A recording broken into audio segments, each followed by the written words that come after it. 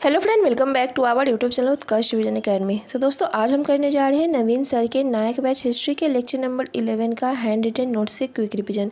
इससे पहले हमने लेक्चर 1 से 10 तक का रिवीजन करा दिया है, तो जिन्होंने उसे नहीं देखा है वे हमारे चैनल के प्लेलिस्ट में जाकर देख सकते हैं।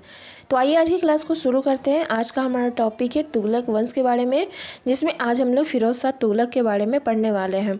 बात करते हैं फिरोज शाह तुगलक की, तो इसका शासनकाल जो था 1351 ईस्वी से 1388 ईस्वी तक था और इस प्रकार इसने जो है 37 वर्षों तक शासन किया और यह जो है दिल्ली सल्तनत का दूसरा सबसे लंबा शासनकाल वाला शासक था। नेक्स्ट है यहाँ पर दिया गया है, इसे सिकंदर लोदी और औरंगजेब का अग्रगामी कहा गया है।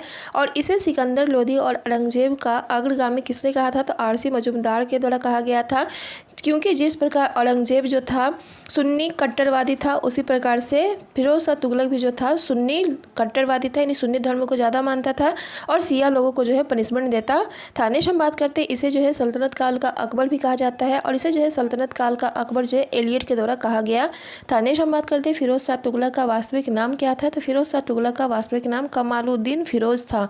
नेक्स्ट हम बात करते हैं आगे, गयासुद्दीन तुगलक के छोटे भाई रजब का पुत्र था फिरोज शाह तुगलक और इसके माता की बात करते हैं तो बीजी जैला था, जो कि हिंदू धर्म की थी। नेक्स्ट हम बात करते हैं आगे यहाँ पर दिया गया है फिरोज शाह तुगलक का जो है 2 बार राज्याभिषेक होता है। पहला होता है 23 मार्च 1351 को ठट्टा में और दूसरा राज्याभिषेक अगस्त 1351 में दिल्ली में होता है। नेक्स्ट हम बात करते हैं यहाँ पर जो है मोहम्मद बिन तुगलक का एक वजीर था पीएम, जिसका नाम जो था ख्वाजा जहाँ था और उसने एक लड़की को जो है मोहम्मद बिन तुगलक का जो है पुत्र लाकर खड़ा कर देता है। तो उसके बाद जो है दिल्ली सल्तनत के जो लोग होते हैं उसे मोहम्मद बिन तुगलक का पुत्र मानने से मना कर देते हैं और इस प्रकार उसका जो है दूसरी बार जो है शासक के रूप में राज्याभिषेक होता है। नेक्स्ट हम बात करते हैं इसके शासनकाल को जो है दिल्ली सल्तनत का सबसे भ्रष्ट शासनकाल माना जाता है और इसने जो है 24 प्रकार के टैक्स को खत्म करके जो है केवल 4 टैक्स लगाए थे, जिसमें पहला अगर बात करते हैं तो खराज था, जो कि भूमि का 1/6 था और ज़कात जो था, जो कि मुस्लिमों पर लगाया जाता था और ये जो था 2.5% था। और तीसरा अगर बात करते हैं जजिया के बारे में, जो कि गैर मुसलमानों पर लगाया जाता और इसने जो है ब्राह्मणों पर भी जजिया कर लगाया था। और चौथा अगर बात करते हैं खुम्स, जो कि लूट का धन होता था, जिसका 1/5 जो है लिया जाता था। नेक्स्ट हम बात करते हैं फिरोज शाह तुगलक का जो है वजीर था, उसका नाम जो था वजीर ए मकबूल था और इसे जो है खान ए जहाँ की उपाधि दी गई थी। नेक्स्ट हम बात करते हैं फिरोज शाह तुगलक ने जो है द कावी रेन, जो कि मोहम्मद बिन तुगलक के समय लगाया गया था, उसे खत्म कर दिया और इसने जो है सिंचाई कर, जिसे हब ए सर्व कहा जाता था, लगाया था, जो कि 10% होता था। नेक्स्ट हम बात करते हैं इसने जो है 5 बड़ी नहरें, 50 बांध और 30 झीलें तथा 150 कुएं खुदवाए थे। नेक्स्ट हम बात करते हैं इसने जो है ससगनी सिक्का चलाया था, जो कि चांदी का बना होता था और इसने जो है अध और बिख नाम के सिक्के चलाए, जो कि तांबा और चांदी से बने होते थे। नेक्स्ट हम बात करते हैं आगे, इसने जो है इतलाक प्रथा की शुरुआत की थी, यानी फिरोज शाह तुगलक ने जो है इतलाक प्रथा की शुरुआत की थी।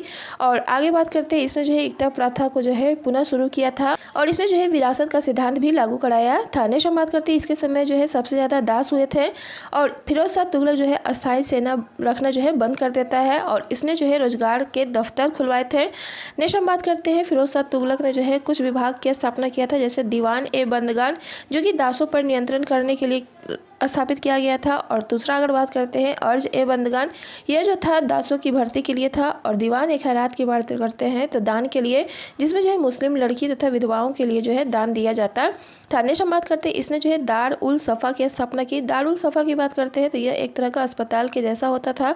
दीवान ए इस्तिहाक की बात करते हैं तो यह जो है वृद्धों को पेंशन देने के लिए स्थापित किया गया था।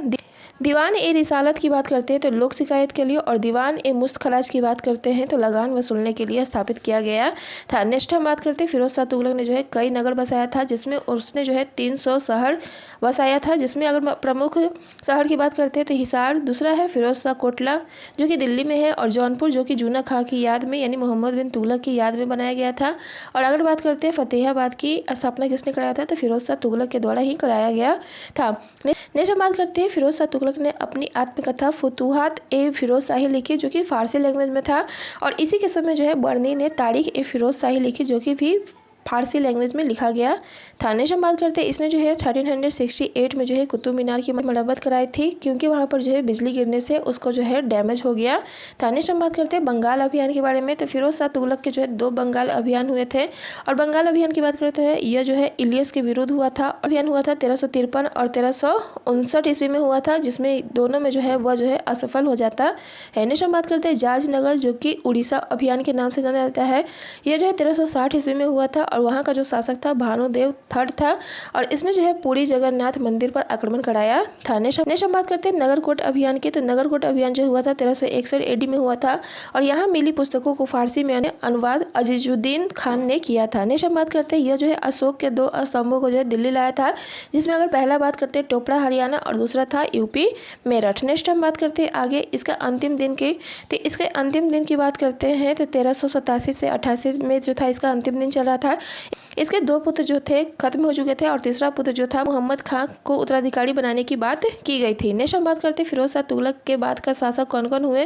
तो फिरोज शाह तुगलक के बाद जो है गयासुद्दीन तुगलक शाह आता है, जो कि फिरोज शाह तुगलक की 1388 ईस्वी में मृत्यु के बाद आता है। इसके शासनकाल की बात करते हैं तो 1388 से 1389 ईस्वी तक था और यह जो था फिरोज शाह तुगलक के बड़े पुत्र फतह खां का बेटा था। इसकी हत्या जो है अबू बकर के द्वारा करा दिया जाता है। अबू बकर जो होता है 1389 से लेकर के 90 तक शासक रहता है और यह जो था फिरोज शाह तुगलक के दूसरे पुत्र जफर खां का बेटा था। इसके बाद जो है नसरुद्दीन मोहम्मद जो कि अबू बकर की हत्या करके आता है और इसे जो है शहजादा मोहम्मद के नाम से जानते हैं और इसके शासनकाल की बात करते हैं तो 1390 से 1394 तक था और 94 में इसका जो होता है डेथ हो जाता है और यह जो था फिरोज शाह तुगलक का तीसरा बेटा था। नेक्स्ट हम बात करते हैं अलाउद्दीन सिकंदर शाह की। तो इसका शासनकाल जो था 1394 से 95 में इसका डेथ हो जाता है और इसके बाद बात करते हैं तो यह जो था शहजादा मोहम्मद का बेटा था। नेक्स्ट है यहाँ पर नसरुद्दीन महमूद जो था इसका तुगलक वंश का अंतिम शासक था और यह जो है 1395 से 1414 तक रहता है